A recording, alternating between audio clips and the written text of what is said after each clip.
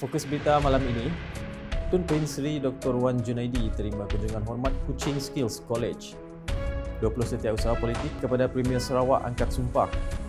Isteri Premier Sarawak bawa pelatih PPDK Sri Sato shopping raya. 420 asnaf di Semarahan terima bantuan Hari Raya Aidilfitri. Kerajaan Sarawak prihatin terhadap golongan memerlukan. Skuad prihatin Pantai Damai santuni seorang warga emas sumbangkan sebuah kerusi roda.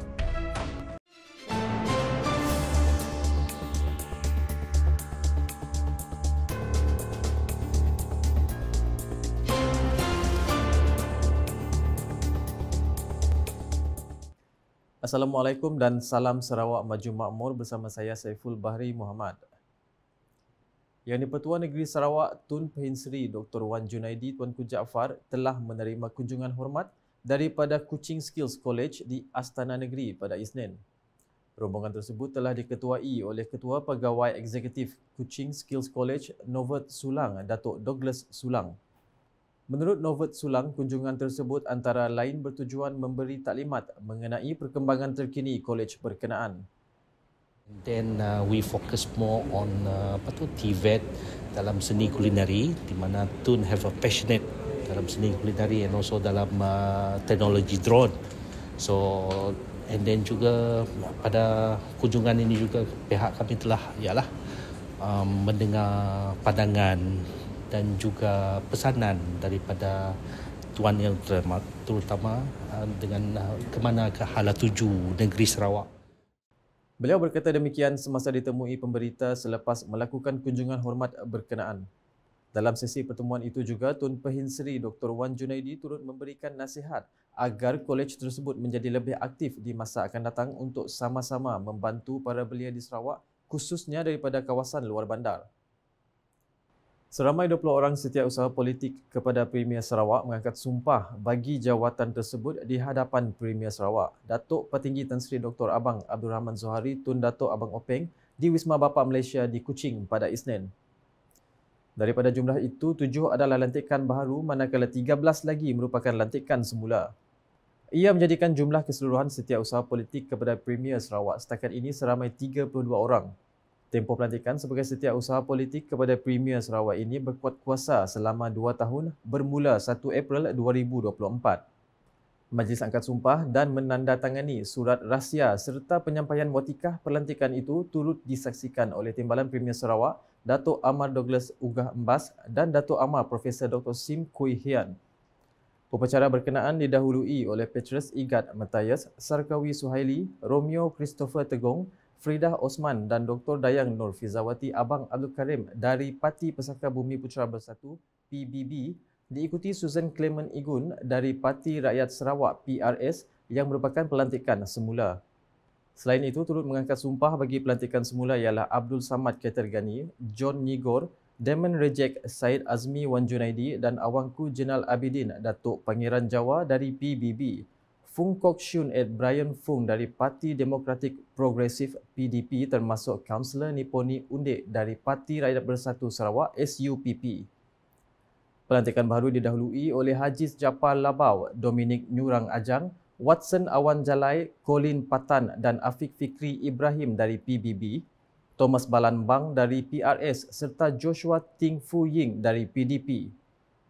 Hadir sama dalam majlis itu ialah Menteri Industri Makanan, Komoditi dan Pembangunan Wilayah Sarawak, Datuk Seri Dr. Stephen Rundi Utom, Menteri Pendidikan, Inovasi dan Pembangunan Bakat Sarawak, Datuk Seri Roland Sagah Wee In, serta Setiausaha Kerajaan Sarawak, Datuk Amar Muhammad Abu Bakar Marzuki, Timbalan-Timbalan Menteri Presiden PRS, Datuk Joseph Salang Gandum, Ketua Setiausaha Politik kepada Premier Sarawak Fazluddin Abdul Rahman serta tetamu kenamaan yang lain. Seramai 40 pelatih Pusat Pemulihan dalam komuniti PPDK Sri Sato menerima sumbangan dalam program Gaya Pagi Raya di Maidin Tunku Vista, Petrajaya pada Isnin. Acara ini merupakan inisiatif tahunan PPDK Sri Sato yang diadakan pada penghujung bulan Ramadan bagi meringankan beban para penerima menjelang persiapan Aidilfitri. Hadir menyempurnakan program tersebut ialah isteri Premier Sarawak Puan Sri Datuk Amar Jumaani Tun Tuanku Bujang yang juga penaung PPDK Sri Sato. Beliau telah memberi sumbangan berjumlah RM150 kepada setiap penerima untuk membeli keperluan hari raya di pasaraya tersebut. Dalam pada itu, Puan Sri Dato' Amar Jumaani tidak ketinggalan menyantuni semua pelatih dan membeli belah bersama mereka untuk memilih baju raya bagi sambutan Aidilfitri kelak. Sementara itu, seramai 420 asnaf menerima bantuan Hari Raya Aidilfitri sumbangan Timbalan Menteri Kemajuan Desa dan Wilayah, Datuk Rubiah Wang. Majlis penyampaian bantuan berkenaan disempurnakan di Dewan Seri Samarahan Institut Pendidikan Guru Kampus Tun Abdul Razak, Kota Semarahan dalam program Pautan Kasih Parlimen Kota Semarahan bagi Zon Semarahan pada Ahad. Semasa menyampaikan amanatnya, Ahli Parlimen Kota Semarahan itu mengingatkan pemimpin-pemimpin masyarakat setempat untuk bersama-sama menggerak atur kepimpinan dalam kawasan setempat masing-masing untuk turut menghulurkan bantuan kepada mereka yang tidak berkemampuan. Jelasnya, apa yang disampaikan pada hari ini mungkin tidak sebanyak yang diharapkan, tetapi dengan usaha ini ia dapat menggerakkan kepimpinan di kampung-kampung supaya sama-sama bergerak membantu masyarakat kurang berkemampuan. Menurut beliau, Hari Raya Aidilfitri harus dijadikan sebagai perayaan bersama dan kegembiraan sambutannya perlu dikongsi sesama masyarakat. Ujarnya, beliau turut berharap agar lebih ramai yang cakna dan turut membantu khasnya dalam kalangan kepimpinan di peringkat kampung dan komuniti. Datuk Rubiah kemudiannya menyerahkan bantuan kepada ketua-ketua kaum yang mewakili 420 asnaf dari kawasan kampung masing-masing dengan jumlah keseluruhan RM63,000.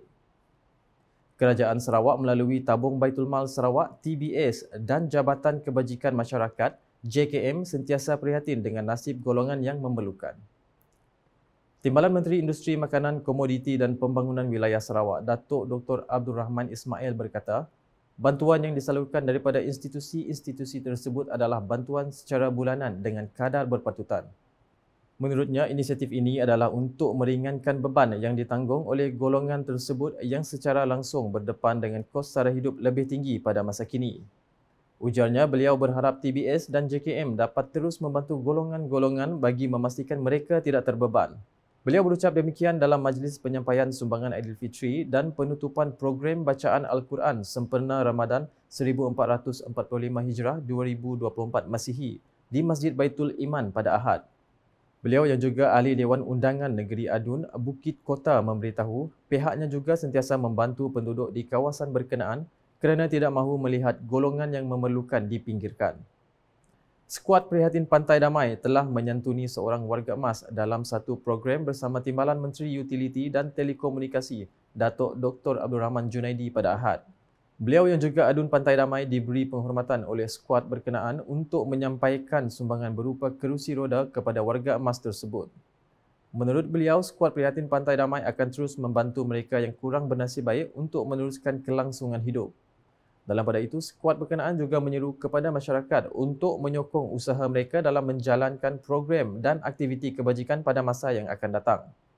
Sekian edisi malam bersama saya Saiful Bahri Muhammad. Sebelum mengakhiri berita, sila like, share dan follow semua platform media sosial UKAS termasuk portal ukas.sarawak.gov.my dan UKAS Channel di YouTube untuk perkembangan terkini berita dari Sarawak. Sorotan Isteri Premier Sarawak Puan Sri Dato' Amar Jumaani, Tun Tuanku Bujang menyantuni pelatih Pusat Pemulihan dalam komuniti Sri Satok dalam program Gaya Pagi Raya di Maidin Tunku Vista, Petrajaya pada pagi tadi menutup buletin malam ini. #saluran informasi rakyat, salam UKAS.